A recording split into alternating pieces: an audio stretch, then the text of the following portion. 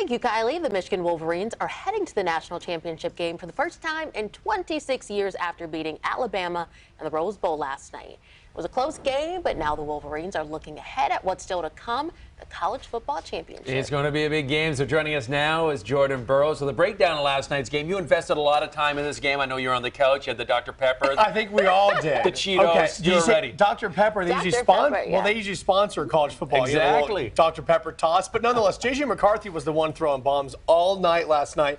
He played very well. But we got to talk about the defense because they're the ones that stepped up where they needed to, and they secured the win in overtime at the Rose Bowl, the granddaddy of them all, with a final 27-20. There were some issues and some miscues for Michigan during the game, but the Maize and Blue overcame that adversity. They held off Jalen Milroe and the Alabama Crimson Tide. Michigan was up 13-7. Bama did score the first touchdown of the game, but Alabama scored 13 unanswered to force Michigan to come from behind. Michigan was down in the fourth, forced overtime, and a pass from J.J. McCarthy to Roman Wilson tied it. We'll stop right there. We'll get to what happened in overtime in a moment, but it just wasn't the fans who thought the game was epic. Head coach Jim Harbaugh and fans felt the same. Glorious. That was glorious.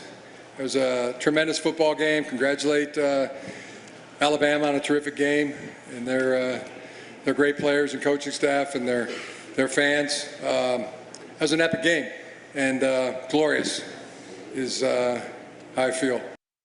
An epic game, and it was glorious. Michigan now opens up as a 4.5-point favorite and will rely on their defense to guide them to a college football championship, which would be their first since 1997. I was going to talk about the overtime real quick. We know that Blake Corum's 17-yard touchdown was 4th and goal, though. Jalen Milroe, a little QB draw, stopped.